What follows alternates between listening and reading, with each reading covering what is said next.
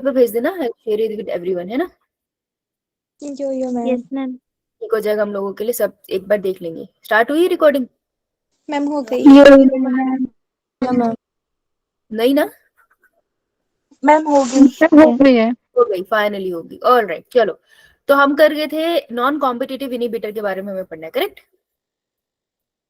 यो चलो मैम। तो non competitive inhibitor को हम और डिटेल में करेंगे। एंजाइम्स हमारा फिर थोड़ा सा पार्ट बचेगा, राइट? आपकी कल है एक्स्ट्रा क्लास बेटा? आज है एक्स्ट्रा क्लास मेरे साथ? मैम आज नहीं, कल आज मैम आज तो आज नहीं, फिजिक्स कल की है। कल है। कल एक्स्ट्रा क्लास है मेरे पास, राइट? ठीक है, डन। ओके, चलो स्टार्ट करते हैं। Good evening Gunjan.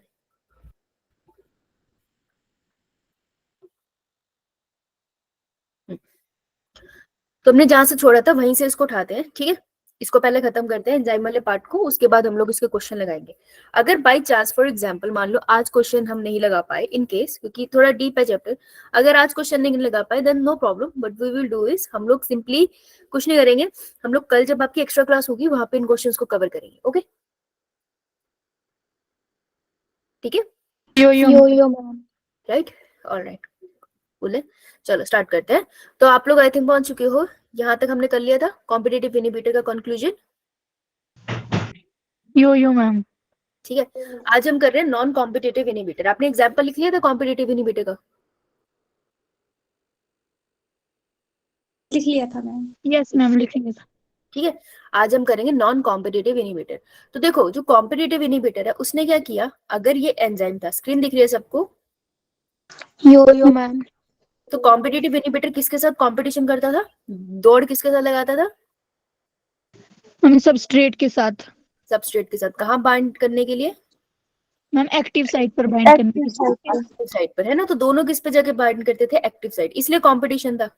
लेकिन नॉन कॉम्पिटिटिव इनहिबिटर का क्या है कि non competitive inhibitor active site पे बाइंड ही नहीं करना चाहता, कहता मुझे करना ही नहीं है, इसलिए तो कोई कॉम्पिटिशन नहीं है। कहता सबस्ट्रेट को तुझे बाइंड करना है ना एक्टिव साइट पे, कर जा, मेरे को कोई प्रॉब्लम नहीं है, लेकिन मैं बाइंड नहीं करूंगा।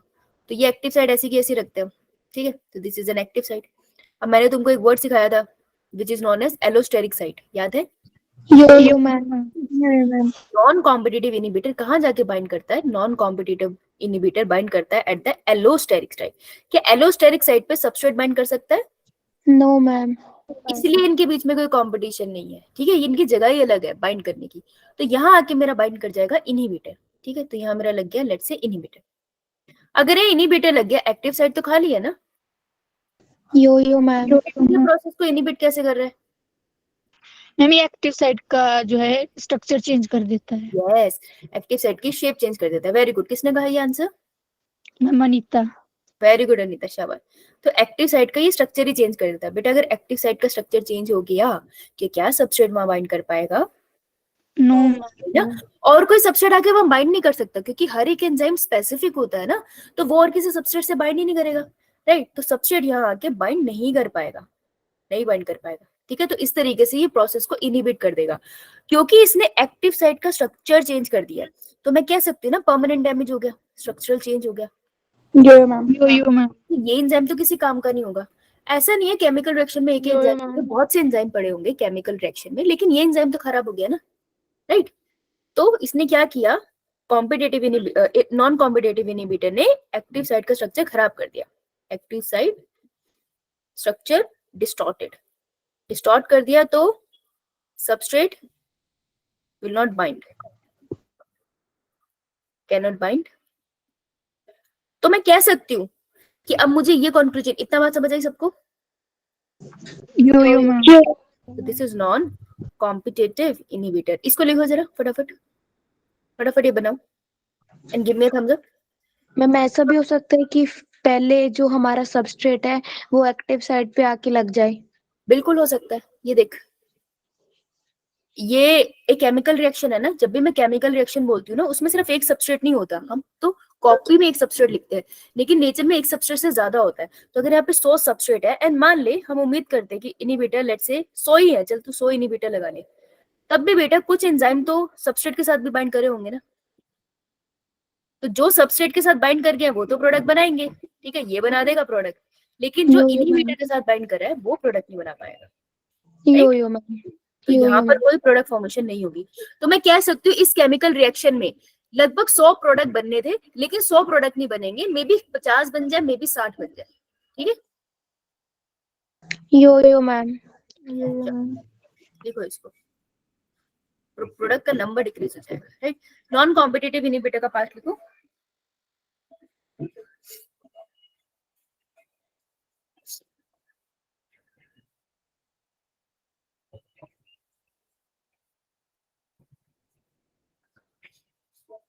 आवाज आ रही है पीछे?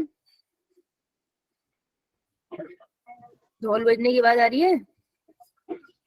मैम आ रही है थोड़ी थोड़ी। शादी हो रही है, सुबह नाच भी रही थी बहुत सारा, तो पैसे चल रहे। इन्होंने पीछे टेंट लगाया, खाने का नान बना रहे थे, मैंने देखा, पर और कुछ नहीं देखा। हंसने की क्या बात है, तो देख नहीं सकता नान बना रहा है कोई, ऐसे सोच नहीं सकता कि मुझे भी बुला ले। ये पीछे वाली सोसाइटी में हो रही है शादी, अब शादी का सीजन है।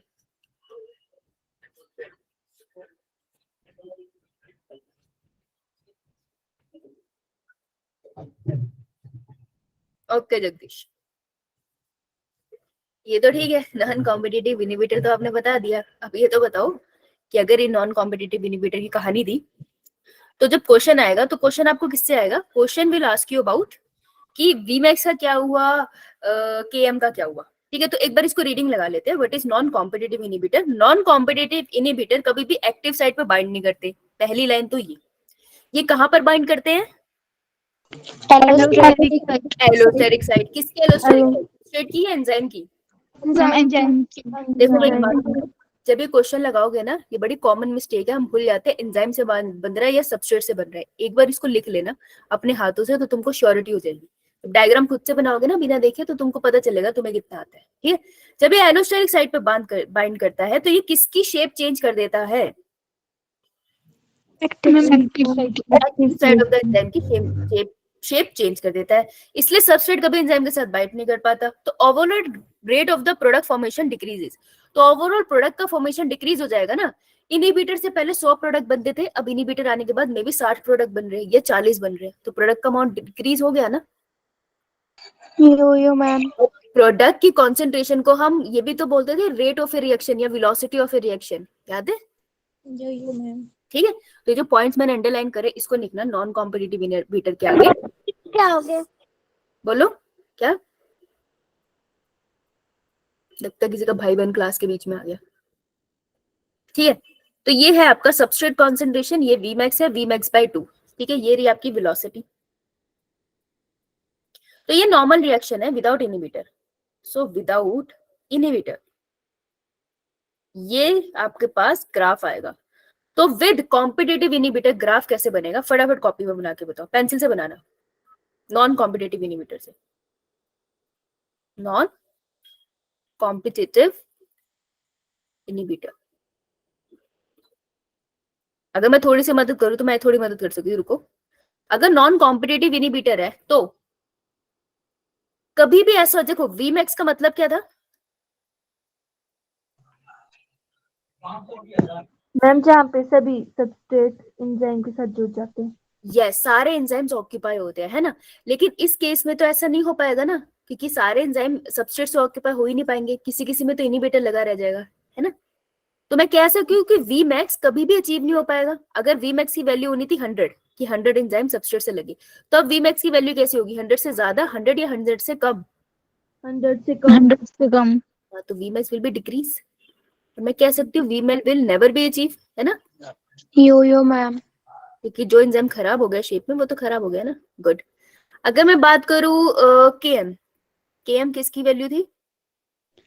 Value of substrate concentration of substrate cut. तो मुझे बताओ, इस रिएक्शन में सबस्ट्रेट को मैं बढ़ा भी दूं, क्या कोई फर्क पड़ेगा? No ma'am. फर्क नहीं पड़ने वाला यार। इनिबिटर ने अपना जहां बाइंड करना वो बाइंड कर जाएगा तुक्के से, तो सबस्ट्रेट कॉन्सेंट्रेशन इंक्रीज करने से कोई फर्क नहीं पड़ेगा। तो केएम की वैल्यू रहेगी सेम। और Vmax/2, अगर Vmax कम हुआ है तो Vmax/2 क्या होगा? डिक्रीज हो जाएगा। डिक्रीज होगा। लो यो मैम। ठीक है, तो ये आपकी वैल्यूज है। अब मेरे को वो जो चार्ट था पीछे, उसे बना के बताओ। ये लिख लिया आपने? तो लिखो फटाफट और मुझे वो ग्राफ बना के बताओ, फटाफट बनाओ। मैम कॉपी पर? तो और कहाँ बनाएगी, सर पर? बंदरिया। नहीं मैम, मेरे को लगा आप बनाओगे, हम बताएंगे। अच्छा है, नाइस। गलत लगा तुझे आज, पहले मैं तुझसे बनवाऊंगी। चैट में बना सकते हैं, बना के भेजियो मैं भी देखूं चलो आई होप ये लिख लिया आपने। ये वाला बनाना है आपको। ये नॉर्मल है, विदाउट इनिबिटर ऐसे बनेगा। तो विद नॉन कॉम्पिटिटिव इनिबिटर कैसे बनेगा?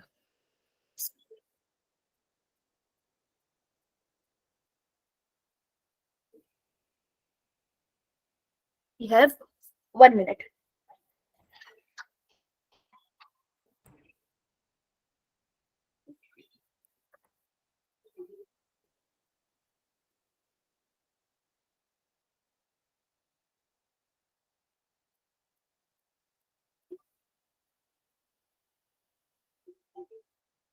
Done? देखो Vmax की वैल्यू ये वाली लाइन से ऊपर आएगी या नीचे? नीचे। नीचे। Vmax की वैल्यू यहाँ पर और यहाँ पर, पॉइंट ए और बी, ज्यादा बड़ा कौन सा है वैल्यू? मैम बी वाला। बी बड़ा है, बी वाला बड़ा है। और हमने क्या पढ़ा कि Vmax की वैल्यू डिक्रीज होगी। दैट मीन्स मेरी जो लाइन आएगी वो ए से नीचे आएगी ना बेटा? Yes ma'am. Yes ma'am. तुमको ऐसे देखना था, तो ए से नीचे आएगी, that mean somewhere over here. और कभी अचीव नहीं होगा Vmax, तो कभी भी एक दूसरे से टकराएगी नहीं, ठीक है? अचीव नहीं होगा कभी Vmax, नीचे चलता रहेगा। तो Vmax की वैल्यू कहीं नीचे आएगी। स्टार्टिंग पॉइंट तो सेम रहेगा ना दोनों का, स्टार्टिंग पॉइंट यो सेम, यो मैम। की वैल्यू सेम रहेगी, यो मैम। है ना? तो Km की वैल्यू तुम यहाँ से भी लाइन लेकर जाओगे, Km की वैल्यू आ गई तो ये Km की वैल्यू सेम आ गई, ठीक है? सेम ही है Km, मेरा न्यू वाला Km है, ठीक है? ये हो जाएगी मेरी Vmax की वैल्यू, जो कि ऑब्वियसली पहले से कम है और कभी एग्जैक्टली अचीव नहीं हुई है।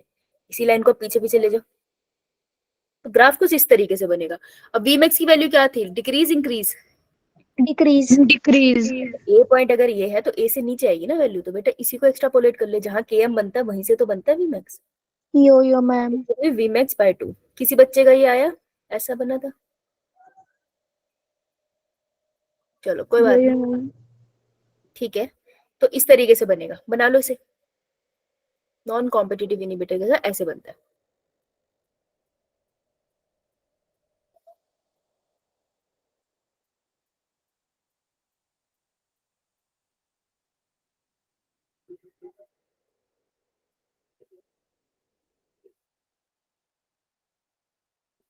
डन? यो मैम। ठीक है जी। तो नॉन कॉम्पिटिटिव इनहिबिटर के साथ आपका ग्राफ कुछ इस तरीके से बनता है। ओके जी, ना ग्रेट, ये बना रखा है यहाँ पर हमने। कंक्लूजन आपने लिख लिया, कंक्लूजन से क्वेश्चन आता है। एक बार इसको सम अप कर ले, फिर हम आगे बढ़ते हैं नेक्स्ट टॉपिक पे। तो competitive inhibitor and non competitive inhibitor के बीच में आपको सम अप करना है, ठीक है? कॉम्पिटिटिव इनहिबिटर जो कंपटीशन करते थे, तो कॉम्पिटिटिव इनहिबिटर एंजाइम की कौन सी साइड पे बाइंड करते हैं? एक्टिव साइड पे। एक्टिव साइड पे। साथ साथ में लिख लो, बाइंड टू एंजाइम, साथ साथ में लिखो एट एक्टिव साइट। और नॉन कॉम्पिटिटिव इनहिबिटर कहाँ करते हैं? एलोस्टेरिक साइड पे। Bind to enzyme at allosteric site. Good. Competitive inhibitor जो होते हैं वो क्या केमिकल चेंज कर देते हैं एंजाइम के शेप में? No ma'am. Does not cause structural change, better idea रहेगा, structural change in enzyme. Enzyme में कोई भी स्ट्रक्चरल चेंज वो नहीं करते हैं। नॉन कॉम्पिटिटिव करते हैं, यो मैम। और कहाँ पे करते हैं? एक्टिव साइड पे। एक्टिव साइड पे। एट एक्टिव साइट, है ना? एलोस्टेरिक मत लिखाना है, active site of enzyme. Competitive inhibition जब होता है तो बनता है एंजाइम इनिबिटर कॉम्प्लेक्स। ये जो कॉम्प्लेक्स होता है वो रिवर्सिबल होता है या नहीं? यस। रिवर्सिबल है ना, रिवर्सिबल रिएक्शन है ये। लेकिन नॉन कॉम्पिटिटिव इनहिबिटर में एंजाइम्स इनहिबिटर कॉम्प्लेक्स जो होता है वो इरिवर्सिबल होता है, रिवर्सिबल? Irreversible. उसका आर मुंह में अटक गया बेटा, इरिवर्सिबल। कॉम्पिटिटिव इनहिबिटर के केस में अगर मैं सबस्ट्रेट कॉन्सेंट्रेशन इंक्रीज कर दूं तो वीमैक्स अचीव होगा? Yo-yo, ma'am. Substrate concentration Increase. VMAX achieve हो जाता है। नॉन कॉम्पिटिटिव इनहिबिटर के केस में सबस्ट्रेट कॉन्सेंट्रेशन इंक्रीज करने का कोई फर्क पड़ेगा? No, ma'am. Substrate concentration have no effect. अब लास्ट जान से क्वेश्चन आएगा। कॉम्पिटिटिव इनहिबिटर में Vmax की वैल्यू कैसे रहती है? Increase होती है। इंक्रीज होती है? No, ma'am. Decrease होती है। डिक्रीज होती है? Competitive inhibitor Remain same. Remain same. तीनों ही बोल लिया तुमने नालायक को। Remain same. नॉन तो किसी में भी वैल्यू इंक्रीज नहीं होने वाली है, ठीक है। Vmax by 2 की वैल्यू Ma'am. Remain same. और Km की वैल्यू Remain same. इंक्रीज। ओ सब कुछ रिमेन सेम होगा तो नॉर्मल रिएक्शन नहीं हो गया? खुद भी तुक्का मार ले यार, कमाल है। सिर्फ Km की वैल्यू है इंक्रीज होगी, बाकी सब डिक्रीज है। Vmax की value non competitive inhibitor Decrease. Vmax by 2 Decrease. Km Same. Right. Yo-yo, ma'am. ये लिख लिया सबने? Yo-yo, ma'am. 1 मिनट दे दो जिसका थोड़ा भी रहता है पीछे, फटाफट करो cover. With this we are done with the competitive and non competitive inhibitor। Question आता है इनसे, और ये आपके एनसीईआरटी में सिर्फ कॉम्पिटिटिव एक्सप्लेन है, नॉन कॉम्पिटिटिव एक्सप्लेन नहीं है, पर they can ask you question, so be very careful, ठीक है जी, आपको मिलेगा नहीं। अब है जहां से आता है 4 मार्क का क्वेश्चन, सीधा सीधा 4 मार्क का क्वेश्चन इतने से पार्ट से आता है, ये लिख के याद करना है, ठीक है। तो होलो का मतलब, अगर मैं, एक तो होल होता है खोखला और एक होता है होल। मैंने आज होल चैप्टर पढ़ लिया। होल मीन्स सारा। है ना, अभी सारा का सारा, राइट। तो होलो एंजाइम का मतलब है सारा एंजाइम, ठीक है। और मुझे पता है कि बायोलॉजी में जब भी मैं किसी भी वर्ड के आगे, साइंटिफिक बायोलॉजिकल वर्ड के आगे कैपिटल ए लिख दूं तो उसका मतलब क्या होता है? Absent. है ना, इतनी बात हमको पता है। Yo-yo, ma'am. तो अगर मैं एंजाइम जो होते हैं, एंजाइम भी 2 तरीके के हो जाएंगे, ठीक है। तो एंजाइम्स को हम 2 तरीके में डिवाइड कर सकते हैं। कैसे?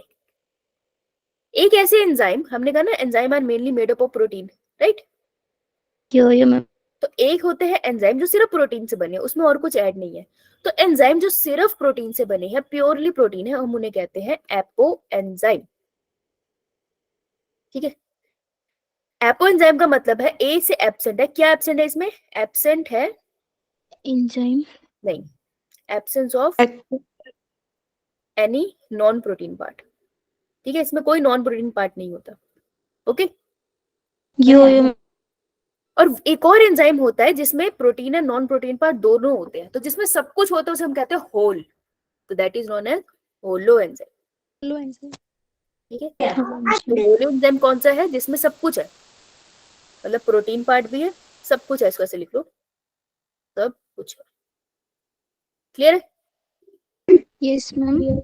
So we have 2 type of enzymes, apo enzyme and holo enzymes, clear?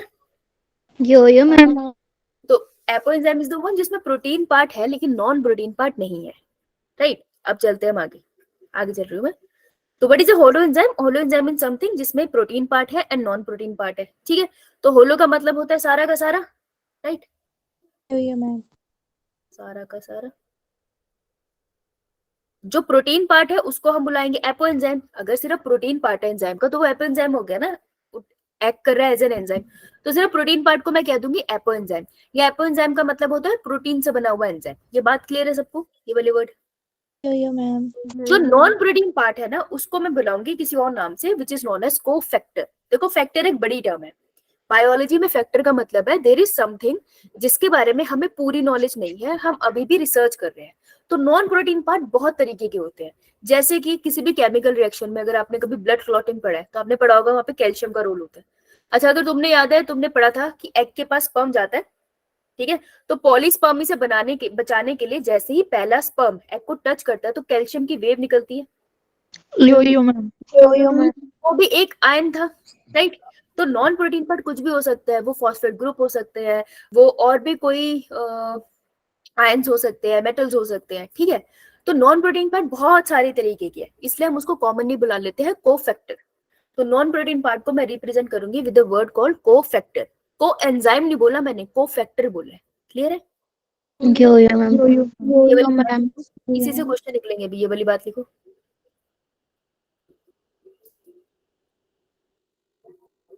Done. Yo ma'am. Cofactor ना बहुत टाइप के होते हैं, ठीक है, डिफरेंट टाइप्स के होते हैं, तुमको सिर्फ 3 पढ़नी है और इसी से क्वेश्चन निकल जाएंगे। So 3 types of cofactor are, first is prosthetic group, second is coenzyme, third is metal ion. ध्यान से सुनना, फैक्टर ऊपर लिखा है उसी का एक टाइप है कोएंजाइम। कंफ्यूजन यहाँ होती है, तो याद रखना कि फैक्टर ऊपर लिखा है, फैक्टर से फैमिली याद करो या बड़ी चीज याद कर लो। तो factor, one of the cofactor is coenzyme. बस इस वर्ड में सबसे ज्यादा कंफ्यूजन होती है, तो इसको लिखो।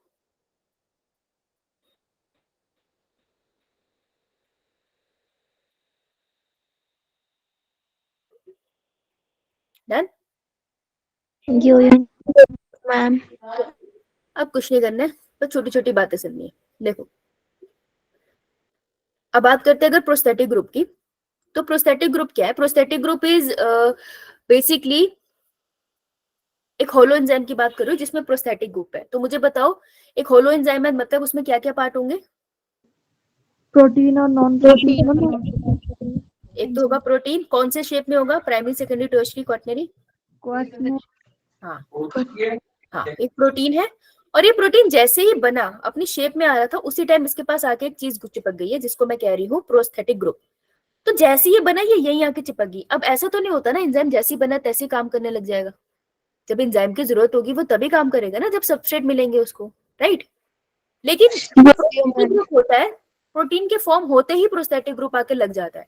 तो प्रोस्थेटिक ग्रुप क्या होते हैं? They are organic molecule, obviously organic molecules है ये हमेशा टाइटली बॉन्ड होते हैं। जो बनाया आपने वो क्या है? क्या? जो आपने प्रोटीन, क्वाटरनरी प्रोटीन बनाया ना, उसके अंदर जो रेड रेड बनाए, ये इसको प्रोस्थेटिक ग्रुप को डिनोट कर रहा है। हाँ बेटा, ये देख लाइन भी बनाई है ना, ये मैम। ठीक है। तो this is a prosthetic group, लिख देती हूँ।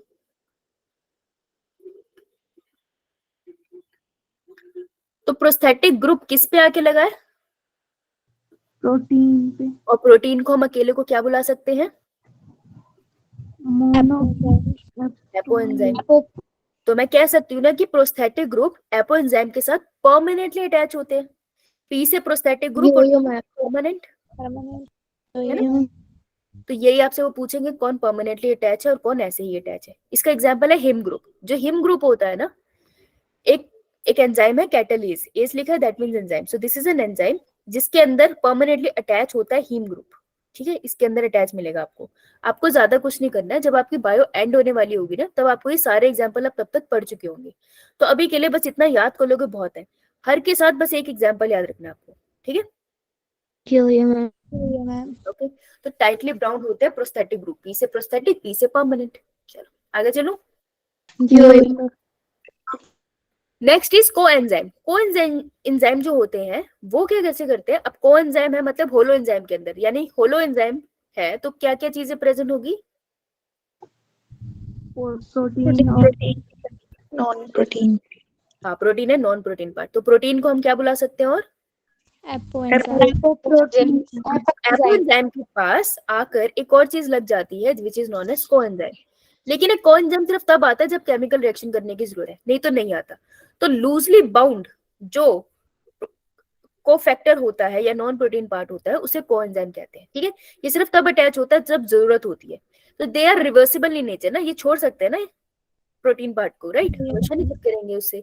तो मुझे बताओ क्या कोएंजाइम एसेंशियल है एंजाइम के वर्क करने के लिए? No ma'am. No ma'am. बिल्कुल एसेंशियल है बेटा। क्यों? क्योंकि जब वो केमिकल क्योंकि जो ये प्रोटीन है ना, apo enzyme can be functional, ये तभी फंक्शनल होगा व्हेन अटैच विद कोएंजाइम। ठीक है, जब तक उसके साथ अटैच नहीं होगा तब तक ये फंक्शनल नहीं होगा, इसलिए ये एसेंशियल होते हैं। क्लियर? यो मैम। एग्जाम्पल है NAD positive and NADP positive, ये बहुत जगह पे एज अ कोएंजाइम काम करते हैं, बहुत केमिकल रिएक्शन में एज अ कोएंजाइम काम करते हैं। क्लियर? ये लाइन पे क्वेश्चन आ रखा है नीट का कि एसेंशियल है या नहीं, तो क्लियर है ना आपको? यो मैम। नहीं बोलोगे? नहीं बोलोगे? हम बोल लेंगे। हाँ ठीक है। लास्ट क्या बचा? पेडल एंड, ये तो तुमको ऐसे ही पता है यार, ये भी लूजली अटैच होते हैं, जब जरूरत होती है तब आते हैं, नहीं तो ये चले जाते हैं। हमारी बॉडी में आयंस तो होते ही है ना, इधर उधर घूम रहे होते हैं, जब जरूरत होती है आ जाते हैं, so they are also loosely attach, that means they are also reversible ना। Yes ma'am. लिख लो रिवर्सिबल। और इसके तो दुनिया जहान के एग्जांपल है, एक एग्जांपल जिंक आयन याद रख लेना, for then enzyme carboxypeptidase, digestion में काम आता है, अभी जानने की जरूरत नहीं, इतना याद कर लो बहुत है। तो this was all about the coenzyme. इससे 4 नंबर का क्वेश्चन बनता है जो मैंने तुमको अभी बताया पिछले 15 मिनट में, सीधा क्वेश्चन है इससे। अब मैं तुम्हें लास्ट पार्ट करा रही हूँ, नॉमेनक्लेचर, एंड आई थिंक उसके बाद थोड़ा टाइम बचेगा, then will do the question, इसी पार्ट के पहले क्वेश्चन करेंगे। ठीक है, यो मैम। कर लिए सबने ये? Yo ma'am. किसी की फ्रेंड का नाम है लिली, चलो you can try this one, then will do the next part. ये बताओ किसी की फ्रेंड का नाम लिली है? लिली?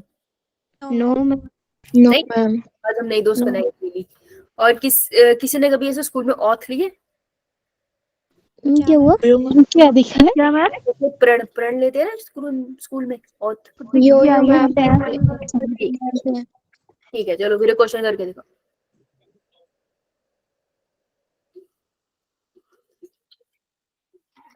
अभी कॉपी देख के बेशक कर लो, जब मैं प्रैक्टिस कराऊंगी उसके बाद नहीं करने दूंगी, अभी चाहे एक बार मदद ले लो कॉपी, क्योंकि मैं तुम्हें 15 मिनट पहले ही बताया, एकदम से तो याद कैसे होगा। आंसर चैट में लिखना है, I will give you 2 minutes. ये जो मैंने अभी करा है इससे ऐसे ही क्वेश्चन आएंगे। स्टार्ट। लेट्स सी कौन कौन से बच्चे कोशिश करते हैं, ट्राई जरूर करना। अभी तक किसी का आंसर नहीं आया। ओके,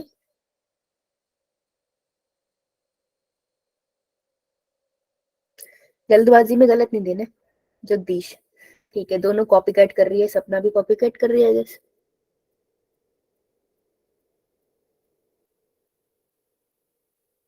अच्छा, नेहा कृतिका का अलग आंसर है, ओके, विशाल का भी है, ओके,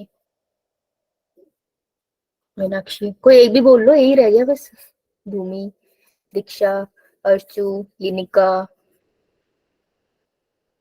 प्रीति, कृतिका, आरुषि, श्वेता, हेलो श्वेता, अभी भी यू हैव 1 मिनट। प्राकृति, एक बार ध्यान से रीड कर लो सारे, क्योंकि ऑब्वियसली आंसर गलत आ रहे हैं, तुम सारे ऑप्शन दे चुके हो। नीलम, और कोई?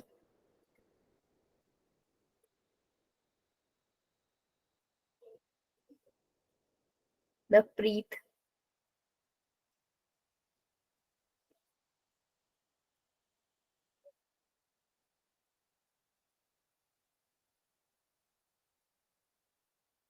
ठीक, so assume you all are done. किसी ने दोबारा पढ़ा नहीं शायद, पर तो तुम्हें पता चल जाता तुम्हारा आंसर कैसे गलत है।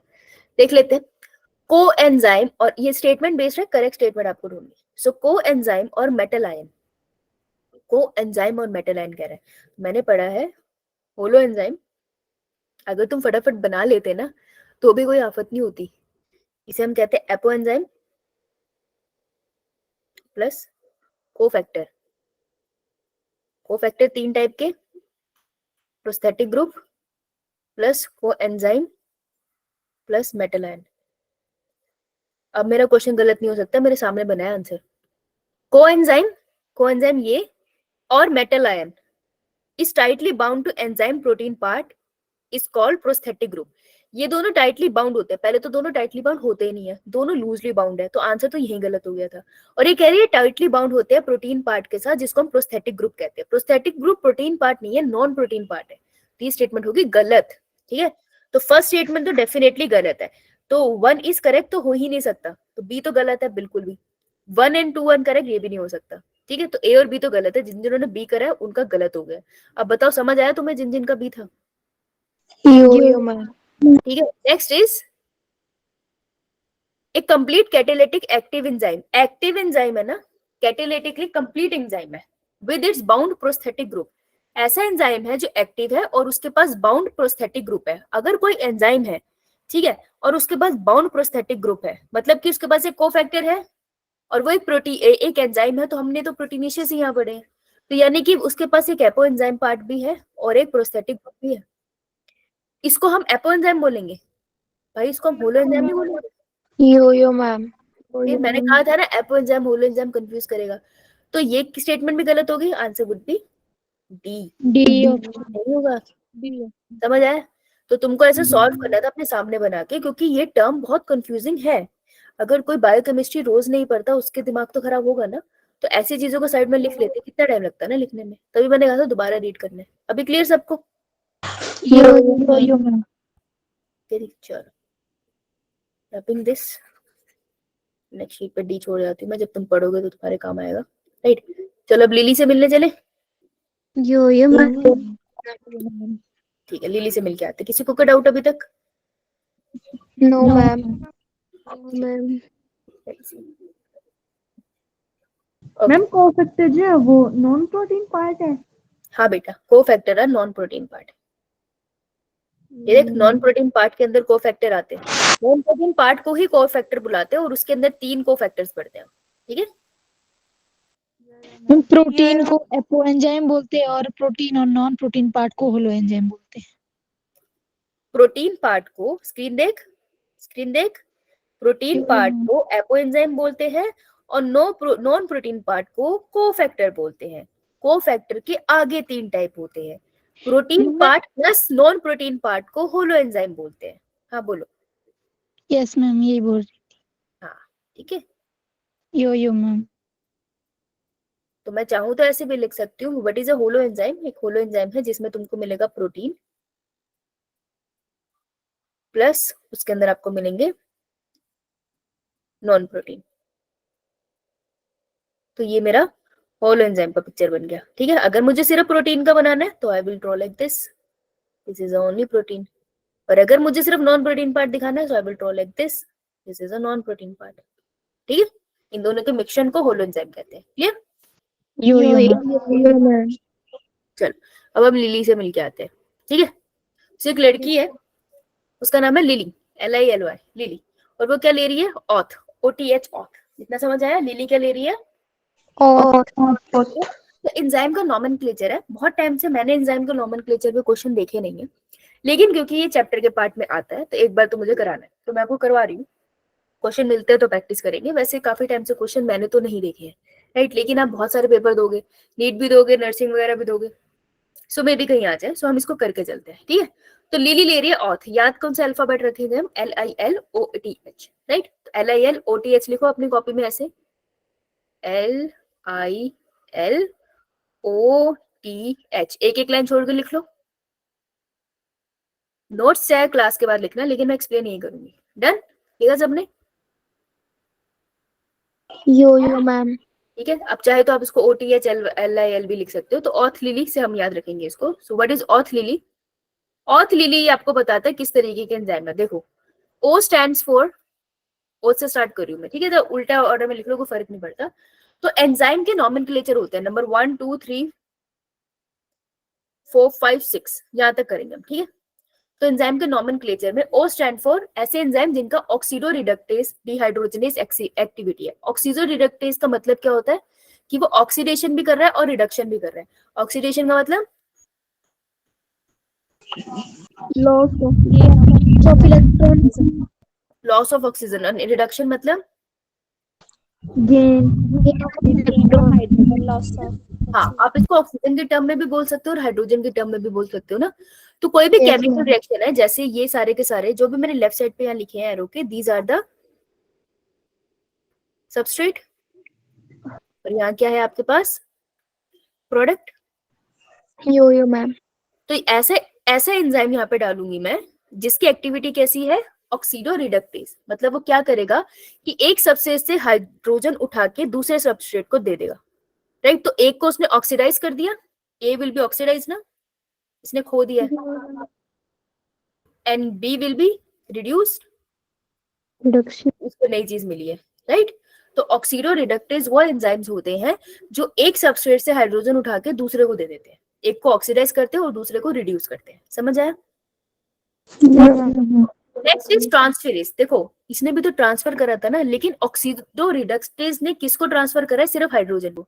अगर हाइड्रोजन के अलावा एक सबस्ट्रेट से तुम एक मॉलिक्यूल उठा के दूसरे को दे दो, हाइड्रोजन के अलावा नाइट्रोजन लिख लो, सल्फर लिख लो, कुछ भी लिख लो, हाइड्रोजन के अलावा कोई भी मॉलिक्यूल तुम एक सबस्ट्रेट से उठा के दूसरे को दे दो, that will be known as transferase. तो ऐसा एंजाइम जो देखो कोई भी सबस्ट्रेट उठा के, ये सबस्ट्रेट के साथ एक मॉलिक्यूल लगाए, इसे उठा के उसने बी को दे दिया, राइट।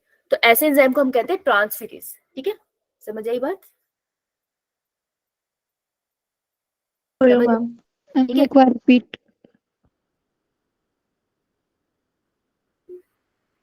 ऊपर वाले में क्या हुआ था, मेरे पास दो सबस्ट्रेट थे A and B, right.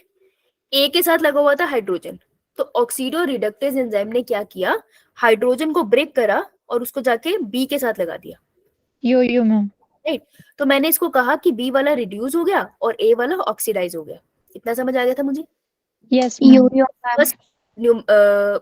First Roman number में जो हमारा एंजाइम होता है दैट इज ऑक्सीडो रिडक्टेज। दूसरा मैं कह रही हूँ टी से ट्रांसफेरेज है।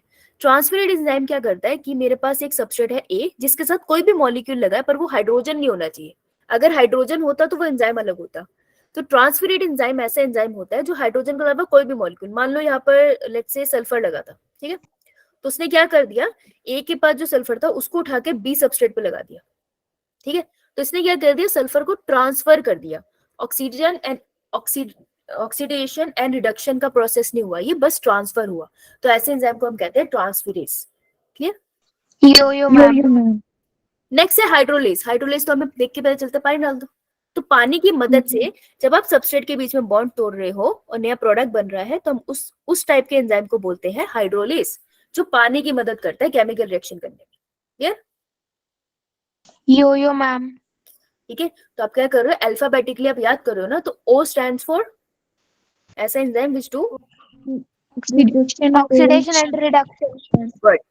E stands for transferase. Transferase. Transferase. Enzyme जो ट्रांसफरेज है। H stand for Hydrolase. Hydrolase. कौन सा बचा अब, लिल और लिल। Yes, ma'am.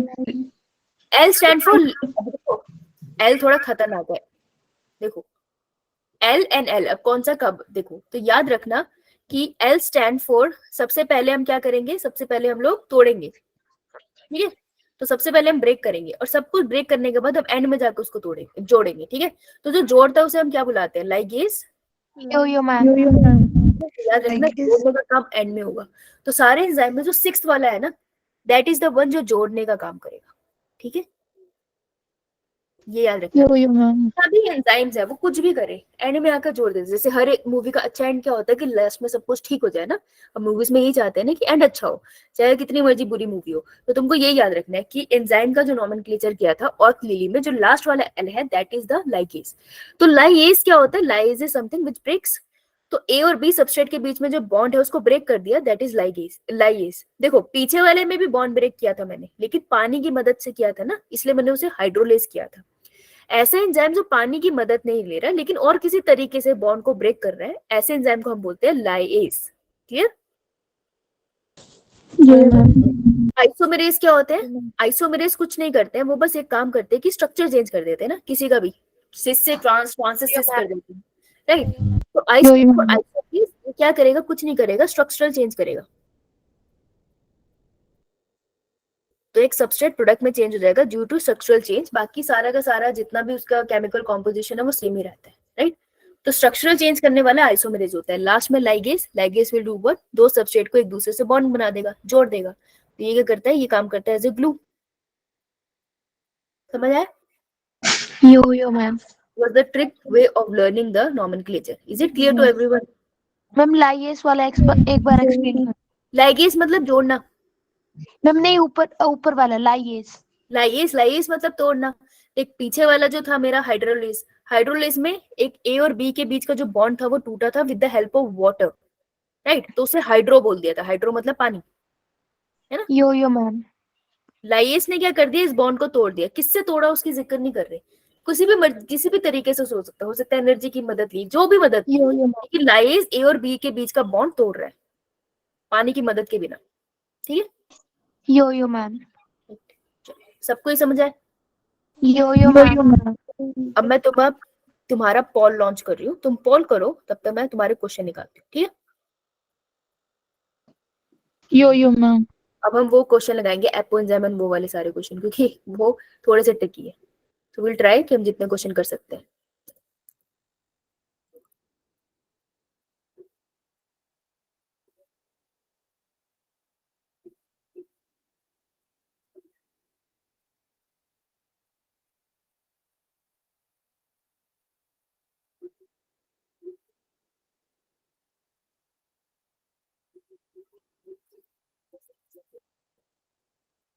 फटाफट वो लगाओ पॉल। लेट्स सी कितना हुआ है। सिर्फ 5 आया, मुझे ध्यान से पढ़ो उसे।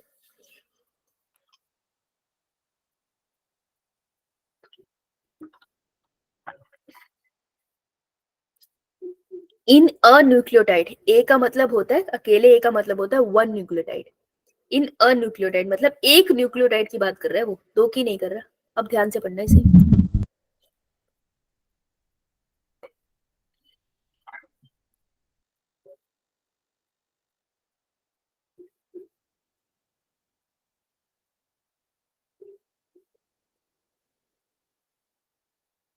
फोर्टी 47 बच्चे, 15 वोट आए सिर्फ मुझे। वोट दो भाई। रुशिल आंसर लिखा? Yes ma'am. तान्या, सुनिधि, स्नेहा? नहीं लिखा, तान्या ने लिखा सिर्फ। वैशाली तुमने लिखा? शिवांशी? बेटे वैसे ऑप्शन है मेरे पास अनम्यूट करने का भी, बट चलो मैं तुम्हारे साथ इतना करती नहीं। सरला, सपना, आप लोगों ने लिखा? साक्षी ठाकुर, रिया, रितिका, रमेश, रमेश नाम से किसने ज्वाइन करा? Jagdish, Ishita, Gunjan, Bhumi, yes ma'am. Linika, Shubhkara? Yes ma'am. Yes ma'am. Okay okay. Priya यहाँ नहीं, पोल में लिखना है।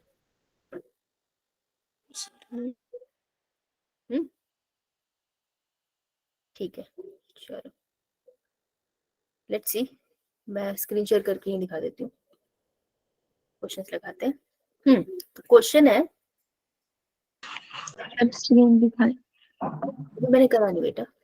इन अ न्यूक्लियोटाइड मतलब सिर्फ एक न्यूक्लियोटाइड की बात कर रहा है ये। In a nucleotide a phosphate is attached to, वो कह रहा है फॉस्फेट किससे अटैच होता है। तो अगर एक न्यूक्लियोटाइड है, तो मैं स्क्रीन पे दिख रहा है बनाते हुए? यो मैम। तो एक न्यूक्लियोटाइड है मतलब उसमें एक होगी pentose sugar. Carbon number 5, carbon number 1, carbon number 2, carbon number 3, carbon number 4। उसके पास नाइट्रोजनस बेस भी होगा और उसके पास एक फॉस्फेट ग्रुप भी होगा जो कार्बन नंबर 5 से अटैच होगा। ये है न्यूक्लियोटाइड। उसने कहा एक न्यूक्लियोटाइड में, सिर्फ एक की बात कर रहा है, दो न्यूक्लियोटाइड की नहीं। ये शुगर जो होती है, this is a sugar, sugar attach होती है नाइट्रोजनस बेस से थ्रू विच बॉन्ड? तो ये कौन सा बॉन्ड होता है? Glycosidic bond. नाइट्रोजनस बेस का एन मॉलिक्यूल, नाइट्रोजन अटैच होता है तो एन, और क्योंकि इसमें शुगर अटैच है इसलिए ग्लाइकोसिडिक, एन ग्लाइकोसिडिक बॉन्ड। तो ये हुआ an glycosidic bond. That means A का आंसर था एन ग्लाइकोसिडिक बॉन्ड ना। Yes ma'am. इसमें ऑप्शन गलत लिखे हुए हैं। नहीं ठीक है बी का आंसर है बेटा। The nitrogenous base is attached to sugar Y. हाँ बी, तो बी का आंसर हो गया ग्लाइकोसिडिक बॉन्ड। इसका ग्लाइकोसिडिक बॉन्ड है अल्फा, अल्फा ग्लाइकोसिडिक बॉन्ड लिखा हमने। No ma'am. गलत है। ये जिसने भी अल्फा करा है वो तुमने ध्यान से नहीं पढ़ा ये टॉपिक, अल्फा की कभी बात ही नहीं हुई। एन ग्लाइकोसिडिक बॉन्ड ये सही हो सकता है, यो एंड यो ग्लाइकोलिसिस बॉन्ड ये सही हो सकता है। तो इन दोनों में से कोई आंसर है। अब फॉस्फेट कार्बन नंबर 5 से किससे अटैच है बेटा? यहाँ कितने बॉन्ड दिख रहे हैं तुमको, एक या दो? एक वन फॉस्फो एस्टर बॉन्ड हुआ ना, एस्टर बॉन्ड, डाइएस्टर भी यस होगा। यो यो डाइएस्टर होता अगर मैं 2 न्यूक्लियोटाइड इन्वॉल्व करती, मैंने लिखा है ना वहाँ ए न्यूक्लियोटाइड, एक न्यूक्लियोटाइड है, तो it is a phospho ester bond. Answer would be A option, answer would be A option. समझ आई? यो यो मैम। ए, ठीक है। जिसका फॉस्फो डाइएस्टर गलत हुआ है उसने ये लाइन गलत पढ़ी है, उसने सोचा कि मैंने फॉस्फो डाइएस्टर पढ़ाया था, it is in a nucleotide, एक न्यूक्लियोटाइड की बात हो रही है, तो उसमें फॉस्फो एस्टर है, ठीक है। ये गलती हुई। जिसने आंसर नंबर ये वाला किया है, ये 5 बच्चे, तुम्हें पता नहीं है किसकी बात हो रही है बेटा। न्यूक्लिक एसिड का जो चैप्टर लेक्चर था ना, उसको रिवाइज करो, ठीक है। जब भी रिवाइज करते हो और तुमको याद नहीं आता ना पढ़ के कि बात क्या हो रही है, तो कुछ मत क्या करो, उसके प्रीवियस लेक्चर पे जाया करो, रिकॉर्डेड लेक्चर पे जाओ और उसको स्पीड में कर चलाओ। थोड़ा स्पीड में चलाओगे ना, वो जल्दी से तुमको रिकॉल भी करा देंगे। समझ आई? रिकॉर्डिंग पे जाया करो, रिकॉर्डिंग पे। जैसे कि फॉस्फोर डाइएस्टर है, डाइएस्टर बॉन्ड है, उस पे क्वेश्चन कैसे आ सकता है? तो इसकी जगह लिख देते इन पॉलीन्यूक्लियोटाइड चेन, यो यो मैम, चाहे क्वेश्चन चेंज हो जाता। ठीक है, यो यो मैम। चलो एंड करो पॉल को। लेट्स डू सम क्वेश्चंस और एंजाइम वाले। ओके, ट्राई क्वेश्चन नंबर, जो हमने किया था वो 2019 का क्वेश्चन था, जो पहले हमने किया था। Now question number 60 and 61, 60 and 61।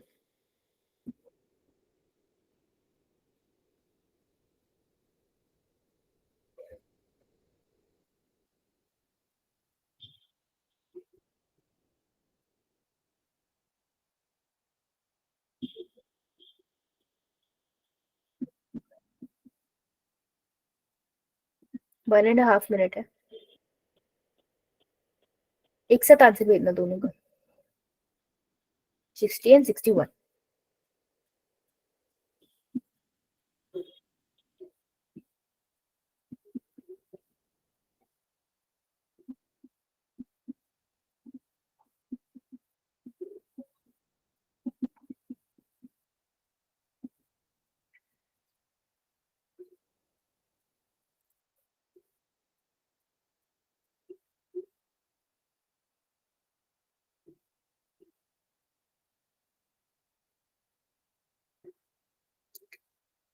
Forty second done.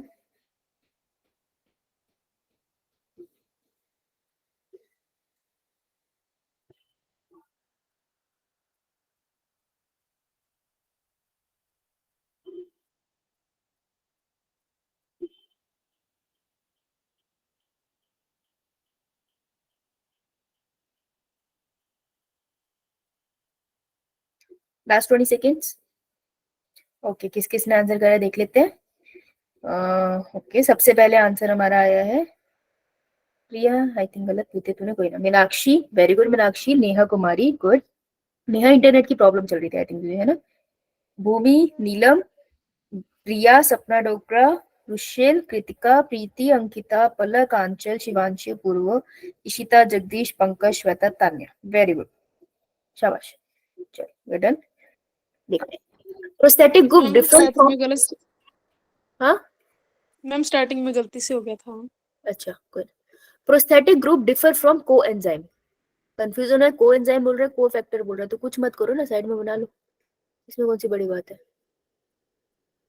अपनी कॉपी के साइड में बना लो।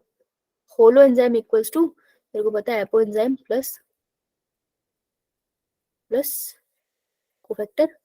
कोफैक्टर के अंदर आके क्या आता है, मेरे को जगह नहीं है यार। कोफैक्टर के अंदर आके मेरा आएगा प्रोस्थेटिक ग्रुप, कोएंजाइम को मैं पूरा लिखूंगी, एंड मेटल आयन। अब देखती हूँ prosthetic group different from coenzyme. ये कह रहे हैं कि जो ये प्रोस्थेटिक ग्रुप होता है वो डिफर करता है कोएंजाइम से। इन दोनों के बीच का डिफरेंस पूछ रहा है वो, तो मेरे को यही क्लियर हो गया ये क्या पूछ रहा है। ठीक है, कि they require metal ion for their activity. इन दोनों को मेटल आयन की जरूरत होती है एक्टिविटी के लिए, पढ़ा ही नहीं, right. They prosthetic group are tightly bound to apoenzyme. Prosthetic group apoenzyme से टाइटली बाउंड होते हैं, yes.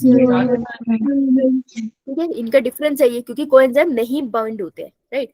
There association with apoenzyme transient. Transient मतलब होता है टेम्परेरी, टेम्परेरी होती है इनकी एसोसिएशन। नो नहीं, मैम, वो एंजाइम की होती है टेम्परेरी, लेकिन प्रोस्थेटिक की नहीं होती ना। राइट। तो दे की जगह अगर वो लिख देते मुझे कोएंजाइम तो बात सही थी, लेकिन इन्होंने दोनों का लिख दिया तो गलत। They can serve as cofactor in a number of enzyme catalyse reaction, ये स्टेटमेंट गलत है। दे का मतलब है ये कह रहा है कि जो हमारे प्रोस्थेटिक ग्रुप है और जो हमारे कोएंजाइम है वो दोनों एज अ कोफैक्टर की तरह काम कर सकते हैं बहुत सारे केमिकल रिएक्शन में। ये बात सही नहीं है यो मैम। ना? तो ये स्टेटमेंट भी तो सही है। क्वेश्चन में पूछा गया था, मैम एक डिफरेंस नहीं बताया है दोनों में। पूछा था। वेरी गुड, किसने बोला ये? मैम नेहा। शाबाश। इन्होंने पूछा था डिफरेंस इन दोनों के बीच में, तो ये तो डिफरेंस है इन दोनों के बीच में कि प्रोस्थेटिक ग्रुप टाइटली बाउंड है लेकिन दूसरा बाउंड नहीं है। ये जो लास्ट लाइन है ये इन दोनों के बीच में सिमिलैरिटी है, सिमिलैरिटी थोड़ी पूछी है। तो इसलिए हमारा आंसर क्या होगा? Option B. ठीक है, very good Neha. Next, which of the following statement is correct with reference to enzyme? Enzyme के रेफरेंस में कौन सा स्टेटमेंट करेक्ट है मेरे को बतानी, ठीक है। होलो एंजाइम, ये रहा होलो एंजाइम, तो holoenzyme is a combination of apoenzyme plus coenzyme या cofactor? Cofactor. Holoenzyme is coenzyme plus cofactor, ये भी गलत। No ma'am. देखो, जब मैंने तुमको ये कराया था ना तो एक चीज क्लियर कर लेना कि ये मैथ नहीं है कि होलो एंजाइम को मैं यहाँ ले आऊं, प्रोटीन को मैं यहाँ ले आऊं और साइन ऊपर नीचे कर दूं। ये नहीं है, ऐसे नहीं है। ये याद करने का तरीका है, इसको इधर उधर लेके नहीं जाना है, ठीक है। इट्स नॉट अ मैथ, तो मैथ की तरह इधर उधर मत लेके चले जाना। इक्वल का इधर लेफ्ट चला गया, राइट चला गया, तो ये ऐसे मत करना, गलत हो जाएगा। अब ऑप्शन बचा मेरे पास C and D, B and D sorry. Coenzyme equals to, जो कोएंजाइम होते हैं, कोएंजाइम या कोफैक्टर, कोफैक्टर के अंदर आते हैं कोएंजाइम, है ना। इसको क्लियर कर लेते हैं, राइट। तो coenzyme is equals to apoenzyme plus holoenzyme, is it correct? No नहीं, नो मैम। एपो एंजाइम जो होता है हमारा, apoenzyme equals to holoenzyme, क्या मैं इसको इधर उधर लेके जा सकती हूँ? No ma'am. तो बताओ, अब बताओ आंसर ये। अब ध्यान से देखो, आंसर अब दिखेगा, देखो ध्यान से देखना। What is the answer? Ma'am A. A. कैसे? होलो एंजाइम, ये बात सही है। एपो एंजाइम, ये भी ठीक है। हेपो एंजाइम के पास उन्होंने लिख दिया coenzyme. Coenzyme is also a cofactor ना, एक तरीके का कोफैक्टर। यो मैम। Yes ma'am. ये स्टेटमेंट सही होगा, समझ आया? इट इज वेरी कंफ्यूजिंग है ना थोड़ा ये। कंफ्यूजिंग है, इसको बनाना ही पड़ेगा तुमको, फटाफट बनाने की तभी प्रैक्टिस होगी ना, जब प्रैक्टिस करोगे बना लोगे फिर गलत नहीं होगा। तो नाउ ट्राई क्वेश्चन नंबर 62।